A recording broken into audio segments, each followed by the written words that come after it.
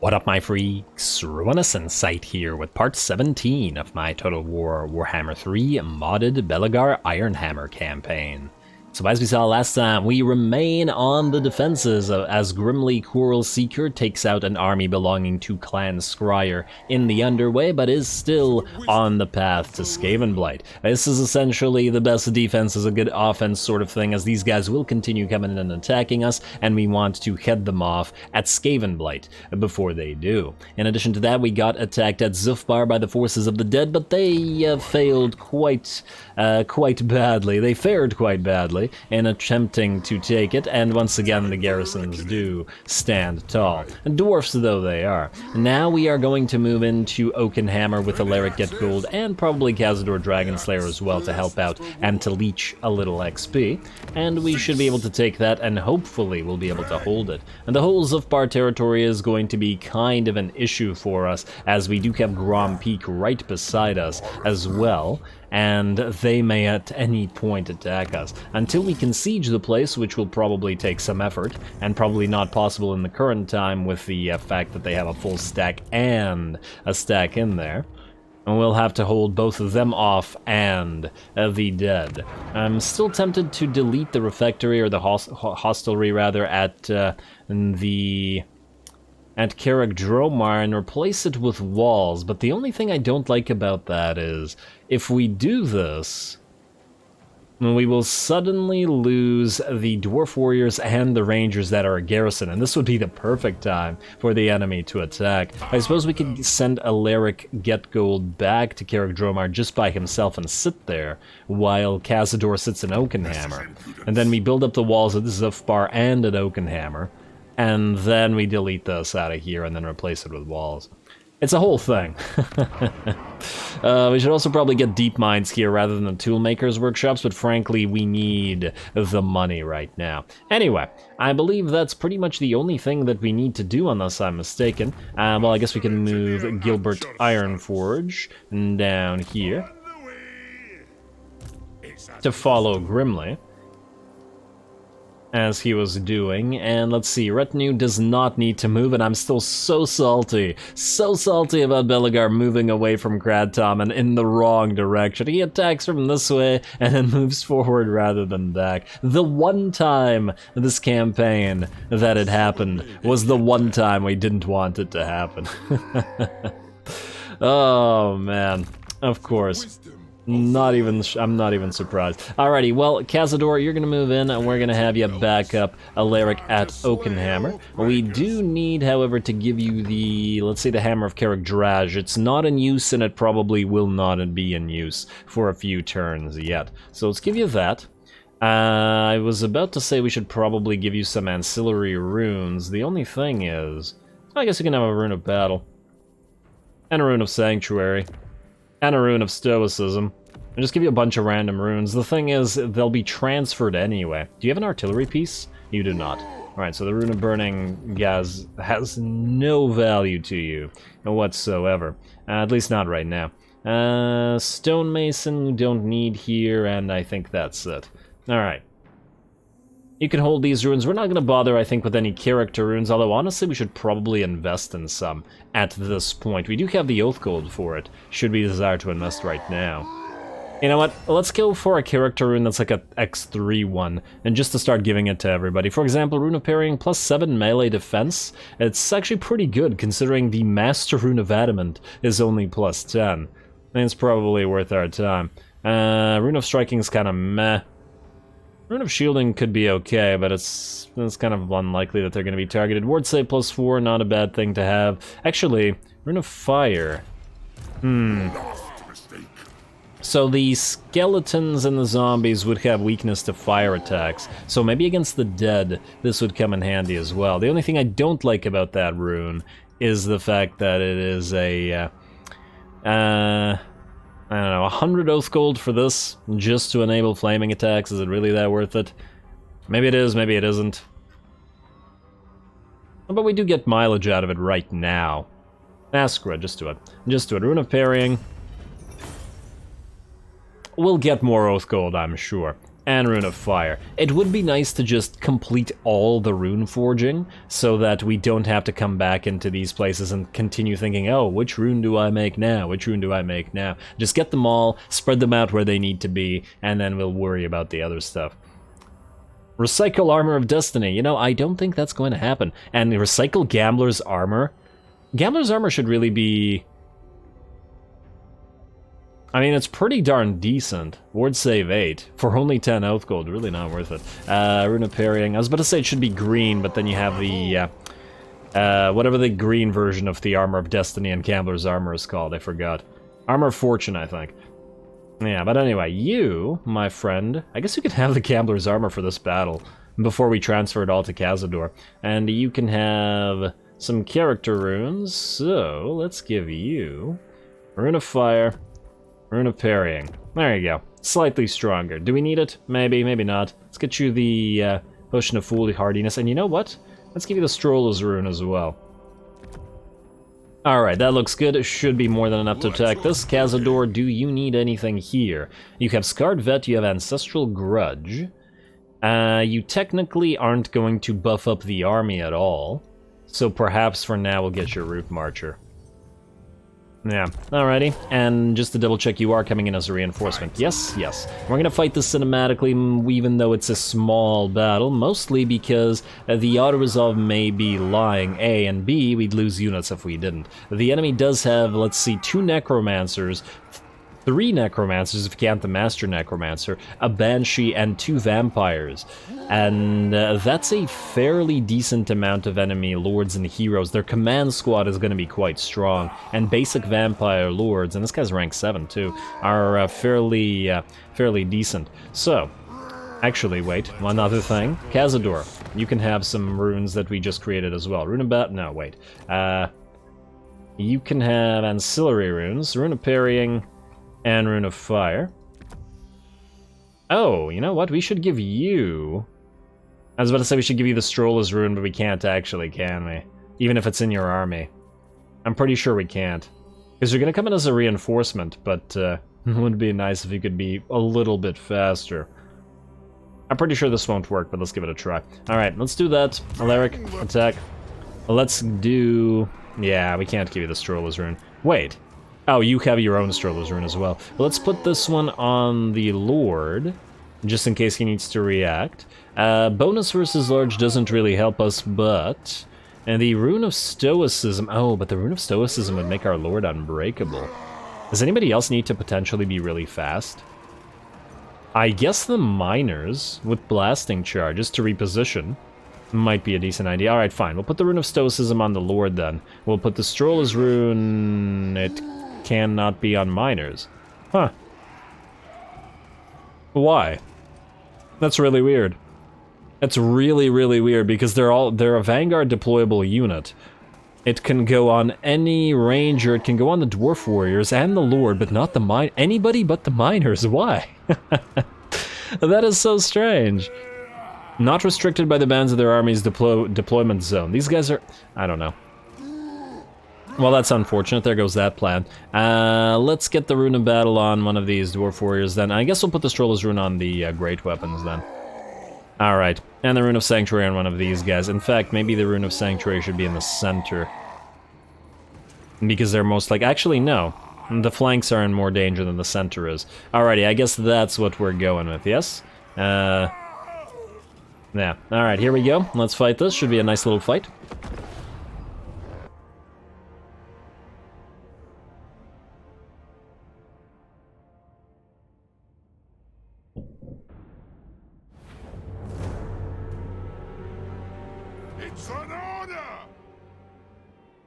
Alright, and the order is pretty much always the same every time. Here we go. Let's see what we can do here. We are against a force that could be potentially dangerous, and obviously we don't have the best of stuff here, as this is just sort of a cobbled together stack that we got from one of our allies. Now, for once, I decided to deploy the Rangers, Vanguard deploy the Rangers forward, so they could do some damage before the enemy army reacts. mainly because vampire armies are very, very slow, generally speaking. Of course, they do have some fast units, but unlikely that they will be using them to hunt down the rangers. And even if they did, we're gunning down one, or we're quarreling down one, and the Fellbats should be dead in a few seconds, and the other one's a unit of direwolves, which is pretty badly damaged and should be able to quarrel down that one as well. Now we're immediately going to switch to targeting the enemy here. There is a vampire who we'd like to get a few volleys off on, ideally to kill said vampire, though the enemy will probably get to us before we can do too much damage. Why the vampire instead of the enemy lord? Because vampires are unshielded and enemy lords are shielded, and obviously we'd be able to do more damage here. Looks like we took about a third of the HP, but we are now going to back off before our rangers get surrounded.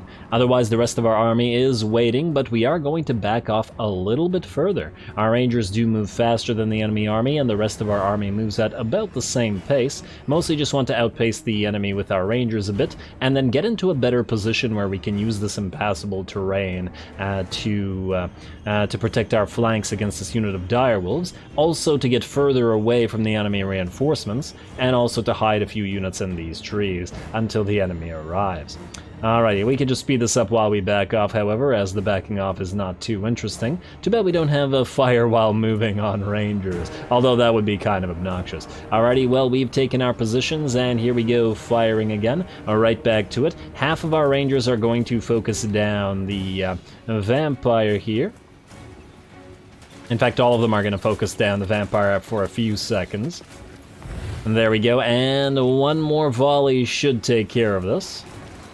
Alright, that's one hero down, absolutely ripped apart by quarrels. Here comes the rest of the enemy forces, however. We're going to switch targets to the enemy crypt ghouls, mostly because they're the most vulnerable to the range fire of the enemies that remain. The Graveguard will take way, way too long to bring down solely with quarrels, and the enemy lord, it's just not worth wasting our time doing that when our own lord can kill him. Speaking of our own lord, we are going to have him immediately target the enemy Banshee, who has decided to move in with the unit of Graveguard here to fight our unit of Dwarf Warriors. Otherwise, the Rangers are going to split their fire. Two of them are going to target the Necromancer here, and the other two are going to fire on something else as soon as these Crypt Ghouls have been destroyed. Otherwise, the flanking enemy forces have arrived. The Dire Doggos charging our great weapon Dwarf Warriors. Shouldn't be too much of a problem. That was an awful volley.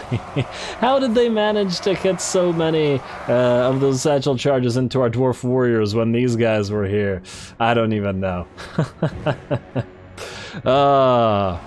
Stop missing.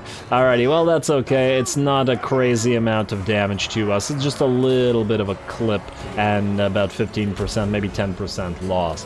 Not anything to worry about. Enemy Necromancer getting focused down has already dropped to about half HP, and we've also moved a few of our units around now so that they don't have to fire over the heads of our own units and hurt them. They're going to fire parallel to the enemy formations here, and they're going to be firing on the second unit here, and obviously against the great weapon unit of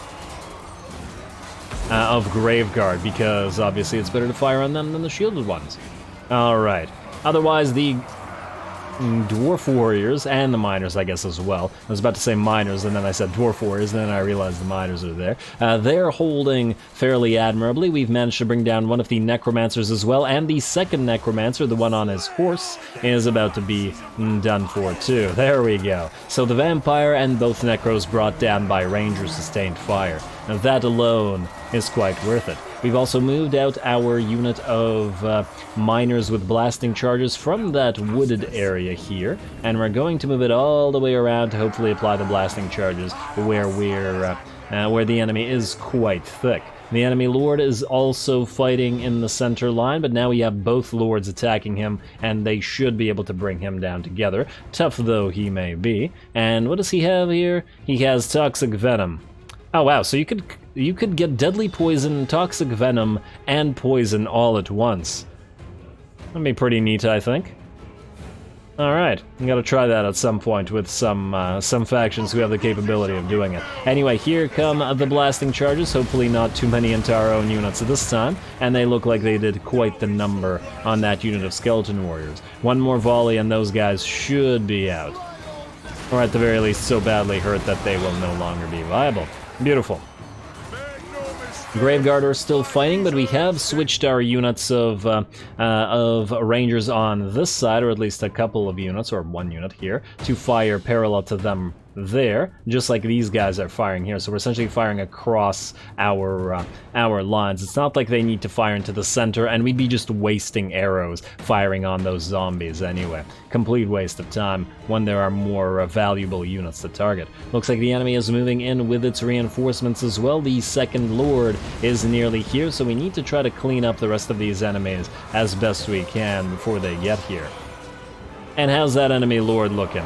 Can't quite see. Looks like he's at about 15% HP, and the lords should be able to hammer him into the ground shortly. Wait, did you just swing that hammer with one hand instead of two? Why? You don't have a shield. Not that time. I swear he had a one-handed animation as well. Okay, that was a two-handed swing. Gotta pay attention to these guys' animations a little bit.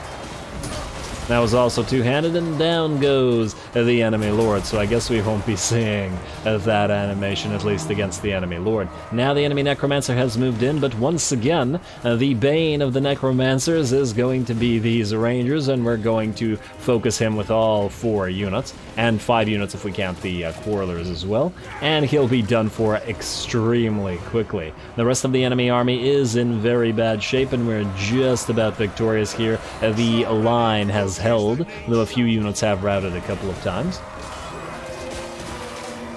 And it's just a matter of taking care of the remaining zombies and skeleton warriors. Our range units, however, are switching to the enemy graveguard, as there are some better reinforcements that have moved in. I also want to point out that we did move our dwarf warriors with great weapons after they were done with the skeleton warriors, who also got ripped apart by rangers firing into their sides and backs, looped around and started hitting those graveguard in the back with their armor-piercing great weapons, which worked out fairly nicely as well. Alrighty, and the unit of graveguard that is moving in, getting focused by everybody. Looks like it's melting even with those shields, and I do believe it is also wavering as well. So it's starting to crumble apart. Looks like the battle is ours. The last of the graveguard will drop even as they try to run towards us, and I think the zombies will suffer the same fate. We could just back off and kill them from range if we wanted to. Well, to some degree anyway. Most of our rangers are in fact out of ammunition, but our quarrelers still have some. No need to charge these guys and take more damage, as we may need every every single unit that we can get here. We will have to continue defending the place after all, and the dead are nothing if not tenacious, by virtue of the fact that they'll just raise more dead.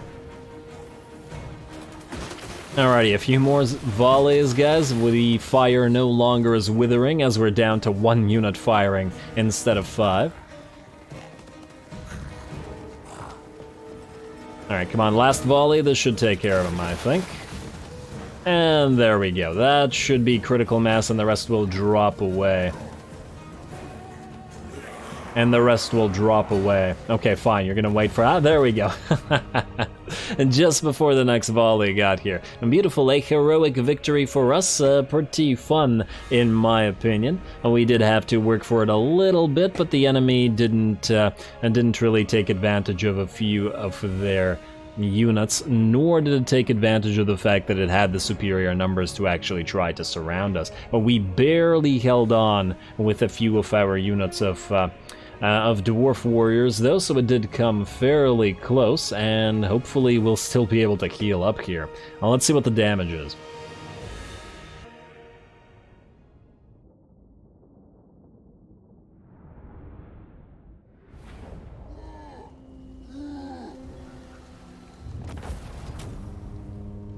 Wow, how ironic that we were talking about the Armor of Fortune, and then we got the Armor of Fortune.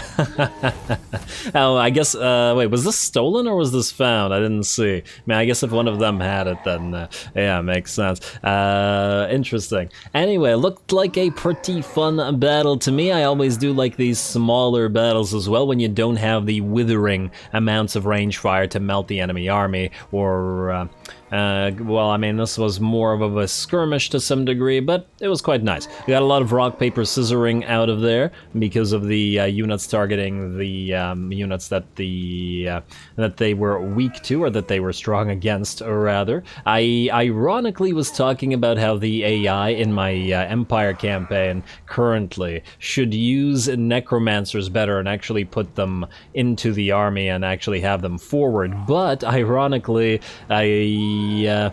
I got counterpointed by the dwarf campaign here, because as we saw, the necromancers got absolutely ripped apart by range when they did draw near, so yeah. Interesting turn of events. Anyway, we're gonna occupy the place, obviously. Man, we gotta start sacking some places at some point. If this wasn't our territory, 130 oath gold for sacking a single territory is nice. We'll have to send a sort of reckoning army somewhere, and just to sack a bunch of territories. Alright, very nice, and what we will also do, let's see if we can do this.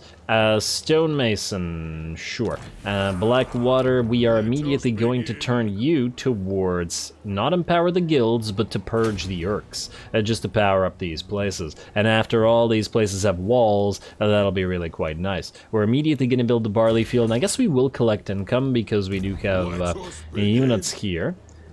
That said, you should probably move into, well, I guess one of you should replace the other, or rather, Cazador is going to be the lord here, because he's like a pseudo-legendary lord. But we'll keep him right here, though. Obviously, because we can't move this turn. We'll upgrade you one last time, but I don't particularly like Thagoraki Slayer, though I guess if we do siege... If we do siege the Red Eye, maybe we could make use of this. I'm just not sure it's worth keeping this guy around right now while we have such money problems. Just in case, let's get you... Let's get you Lord of the Deeps for now. It's unlikely that we'll intercept the Orcs, but who knows? And possibility always exists. And we didn't get a student, unfortunately, but oh well. Now, we are going to get your tech back up and running. And let's get Kazid subsidies, and we are going towards storage vaults just for the defensive supplies. I think no one's gonna argue with me in terms of these storage vaults being very necessary right now. We're constantly under siege, we're under attack from every side, and the defensive supplies plus 1,000 is going to be quite a big difference, and the leadership as well in some situations, but really the defensive supplies are very much needed. Granted, there's a few other very useful things that we can get, the magic item drop chance, for example, but I do think this is probably the thing that we gotta go towards. There's also the Dwarfen Diplomats, which I do like, and we will get. And there's also the ammunition wagons and volley fire to power up our rangers further, and I believe interlocking shields also powers up rangers, and so does Vanguard proficiency. So this is all stuff that we need to go through, but we're going to wait until we have the storage vaults. What do we have here? Ancestral Tomb. Yeah, I really should just take a look at which thing here, if there is such a thing. Would be really great to try to go towards as fast as possible, but usually later into the tree it's more advanced stuff, like stuff that we aren't currently recruiting because we don't have the buildings for it. Though we are working on them at Karak Eight Peaks. And yeah, it doesn't look like there's any bonus to public order, so we've got them all. And that was the main thing I wanted. Really unfortunate how the update to SFO came out immediately after we finished all the quests for Belegar, because it would have solved all of our public order problems with the extra plus 25. That would be plus 25 for 2 turns for 2 quests, so plus 100 public order would have just been such a huge swing everywhere. Really quite a shame. Oh well. Not a big deal, we will overcome. Alaric, you don't need to move. Constructor Furrowbrow, I don't think anybody other than Mr. Grimly here needs to move. So Grimly, you're going towards Skavenblight, but just in case we get intercepted, we're going to figure out what we gotta give you. I think regardless of the fact that that Belegar may need it, we're going to give you as much of the best stuff as we can right now. Maybe not necessarily the Master Rune of Snorri Spanglehelm, but the Master Rune of Spite goes to you. Yeah, let's give you the Master Rune of Flight as well.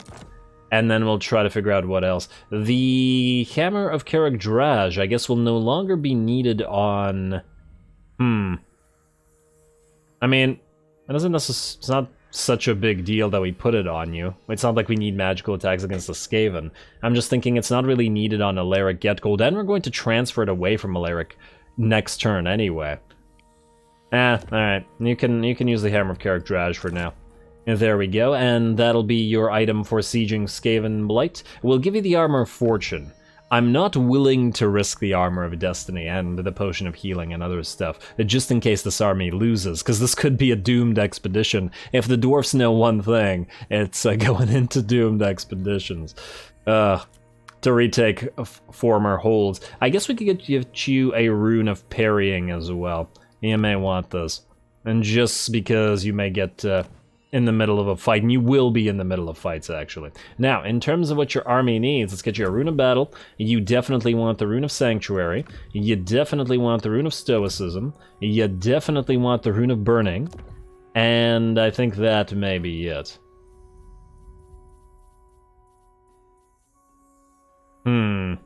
Is there anything else we could give? We don't have a Stroller's Rune on you, which we could give you. I'm just wondering if that would benefit any...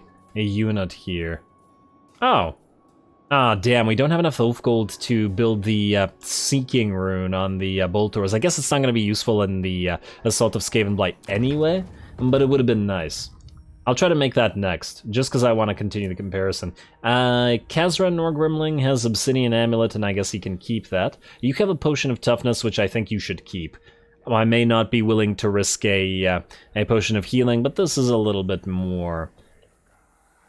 A Rune of Fear would be quite good against the Skaven as well, but I think we're good as we are. Alright, and we also have, what, the Master Rune of Immolation. We could also give that to one of the artillery pieces if we really, really wanted to. But you know what, I think we're fine. I don't want to go overboard on this. Let us jump over, let's see if we get intercepted, shall we?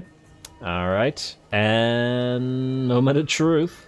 Let us be about this. Okay, we didn't get intercepted. Unfortunately, though, there's a stack here, or at least the beginnings of a full stack. I doubt that they're going to attack us next turn. They might, and I would prefer that they did, but I doubt it. Which means we're going to try to go directly for Skaven Blight. The garrison here looks pretty okay. And this is going to be tough. It's going to be very tough. In fact...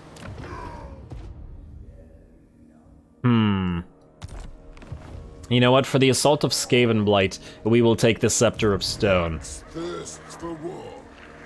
I would take it now just in case we get attacked, but you know what? We transferred it like 2 turns ago, or was it 3 turns ago?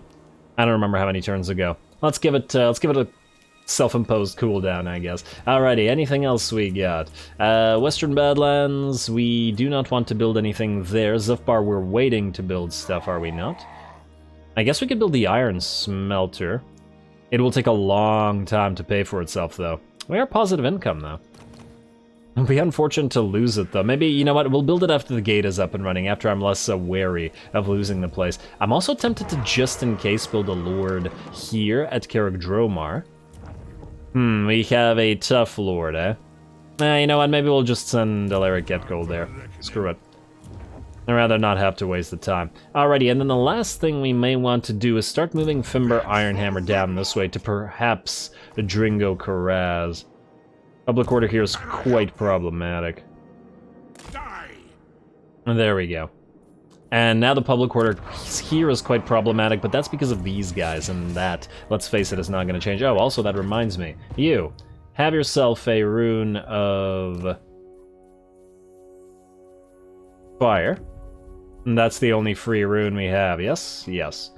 And you have your Rune of Stoicism so that you are unbreakable, so I guess this is the way you're gonna stay. Gradnar, you've got how many turns until you can reach this? Oh, we should also actually move you up north so that you can take Gradnar's army, because this army was originally made for you, Fimber, Belegar's cousin.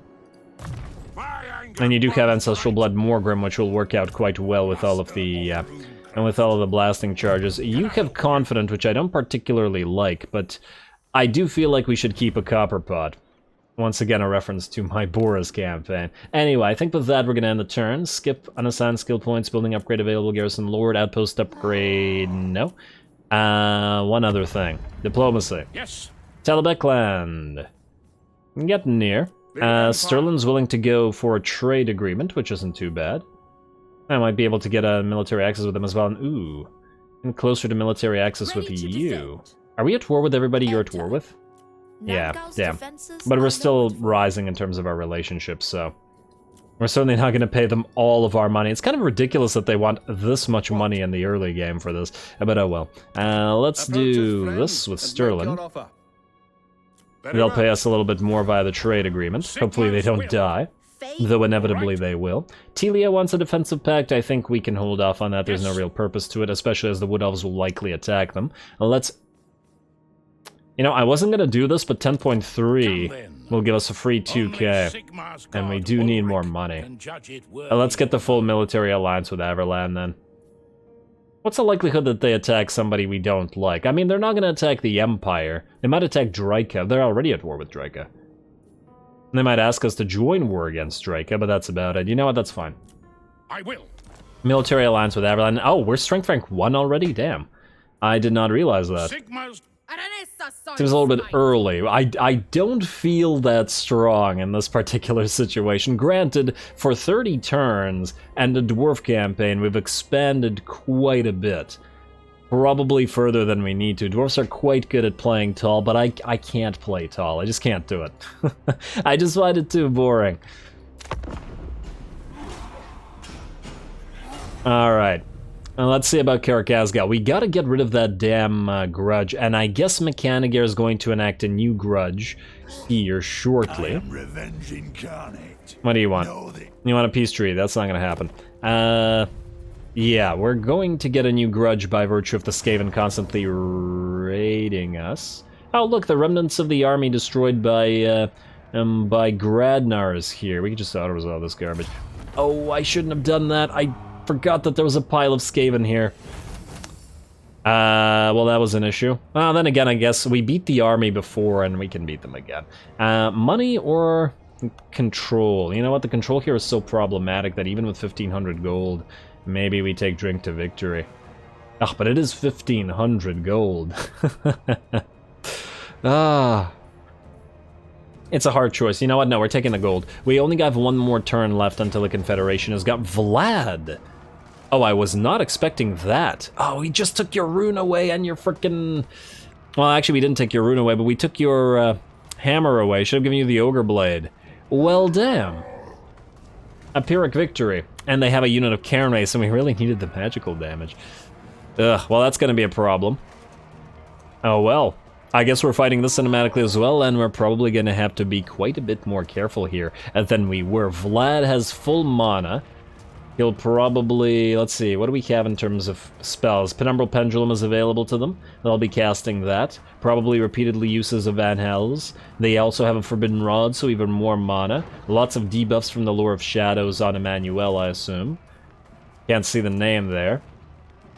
It's either Melissa Rotep or Emmanuel Posner. I don't remember who's Shadows and who's Death, but anyway, I guess we're fighting this as well. I guess it's, this is an Alaric-focused episode, and to some degree a Cazador-focused episode. Shouldn't have taken that hammer.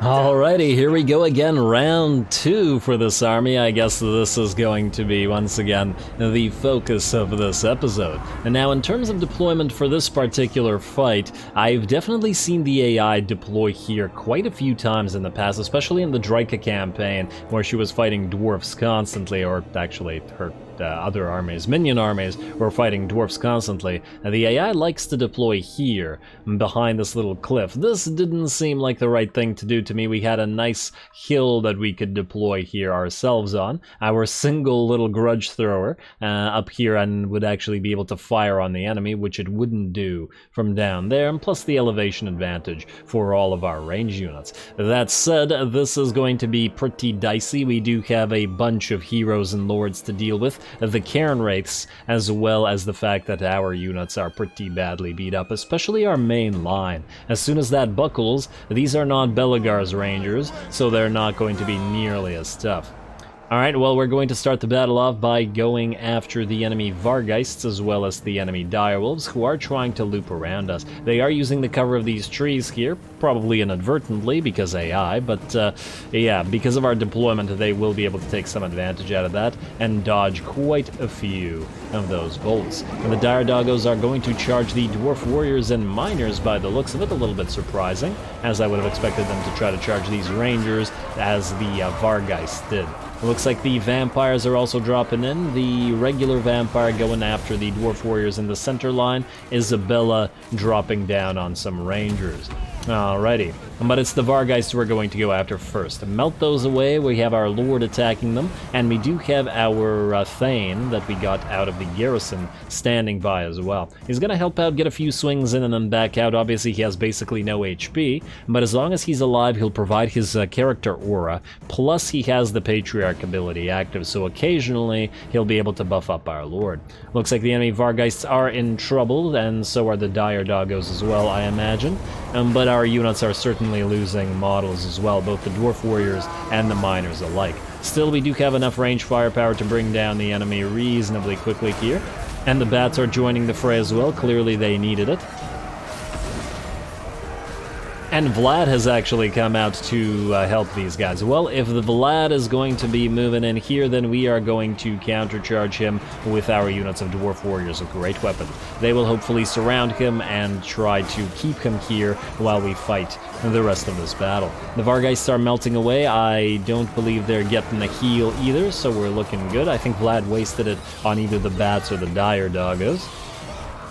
But he is going to be extremely tough to bring down, and because this is the AI, I imagine that he already has his special items as well. I didn't actually check whether he had Blood Drinker in the Karstein Ring, but certainly something to be wary of. Either way, we'll leave him to fight while the rest of the line tries to hold. It looks like Isabella is in trouble at this point, dropping down to half HP. She did a decent job damaging some of our Rangers, but we simply backed our Dwarf Warriors out of the main line and towards her, such that she's engaged while the Rangers fire into her from the back. Actually, the side as well, as all of our units of Rangers are now going to focus Isabella down. This is the best opportunity we're going to get otherwise. And there we go. Alright, Isabella's down, but we still have quite a lot of enemies to work through. In fact, the balance of power still remains in the enemy's favor. We backed our Lord off as we don't want him fighting Vlad and his ridiculous 97 melee attack. And he does have Blood Drinker as well, so he will indeed continue healing. And just let him fight the Miners and the Dwarf Warriors while we take care of the rest of the army. Now, seeing the success of the attack on Isabella with our Rangers, we're going to try to take out Emmanuel Posner here with the Rangers as well, though the Dwarf Warriors are a little bit in the way. We'll see if we can make that happen. Unfortunately, our Miners with blasting charges did get charged by the enemy Cairn Wraiths and were seen off, or rather forced to rout, before they could throw too many blasting charges. Still, they should come back as long as we can hold the Cairn Wraiths, which, to be honest, is also a fairly dicey proposition, as these Dwarf Warriors are already shaken and being attacked from several directions, as well as the fact that the Cairn Wraiths are armor-piercing, and do provide terror as well. On top of that, though, we have been having a little bit of a range duel between our Quarrelers down here and this unit of Sylvanian crossbows. Our single unit of Grudge Thrower, or our single Grudge Thrower, is also firing at them, and occasionally exploding a few of those Sylvanians. Alright, hopefully we can bring that unit down. We've also got our Rangers now switching targets to the zombies, firing into their back. A little bit of a wasted shot here, but they couldn't quite hit the vampire, so I considered it to be a waste not to try to do this. There is also the enemy Graveguard, which have moved in. We finally have our second Lord, Cazador Dragonslayer, moving in to help, and hopefully he will help hold the Graveguard. The Thane and our Lord are holding them in place currently, while the Rangers fire at them from every side, and hopefully we can get these guys to melt away, especially while Vlad remains distracted. Alright, hit him in the back where their shields aren't super effective. Here comes Cazador, and we got double hammer time.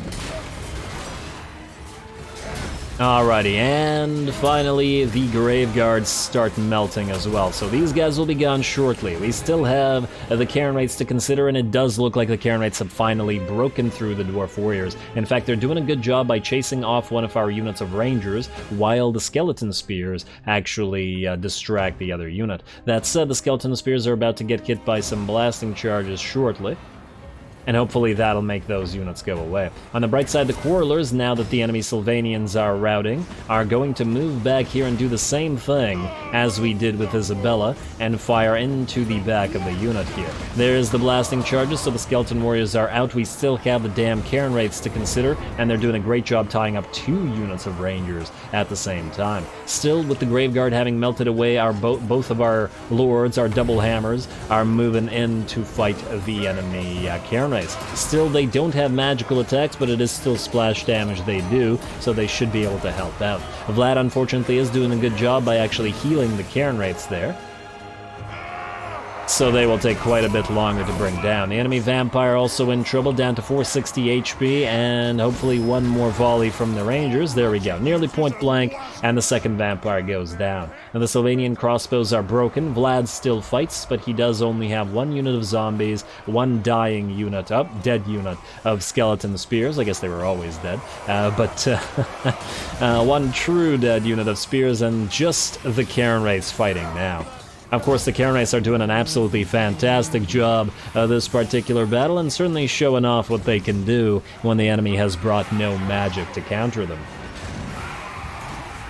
Magical attacks or spells, that is.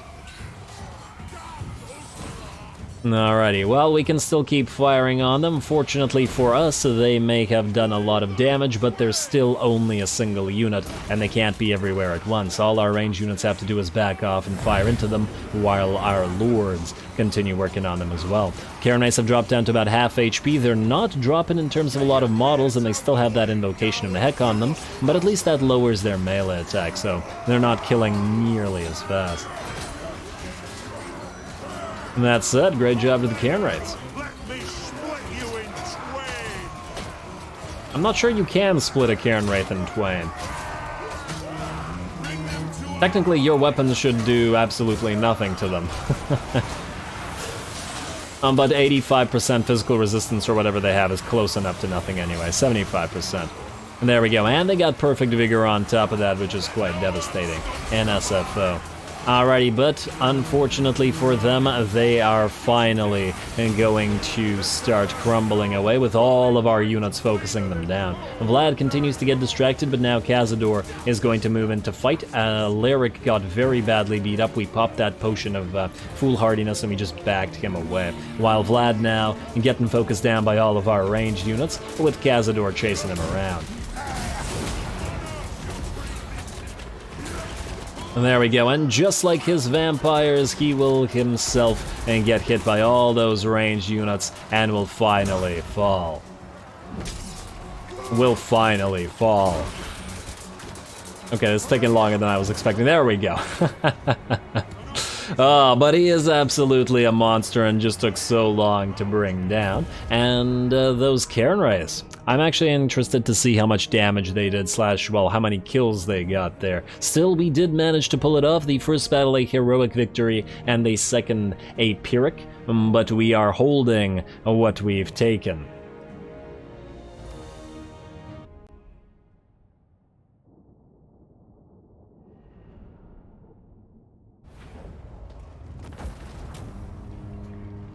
Ooh, rewards, Master Rune of Groth 1. Wait, you can get these as rewards, so we have another Master Rune? Oh, that's quite nice.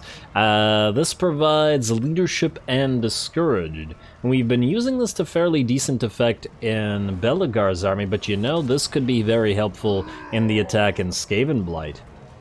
Yeah, that's a pretty darn nice reward, I gotta say. Fun little attack. It would have definitely gotten easier if we had been able to kill, or if we had been able to have a magical attack, which we didn't. Unfortunately for us, their Vampire, their Karak Eights, and their Vargheists all survive, so basically all their best units. Vlad is down, but it's Vlad, and he never stays down for long.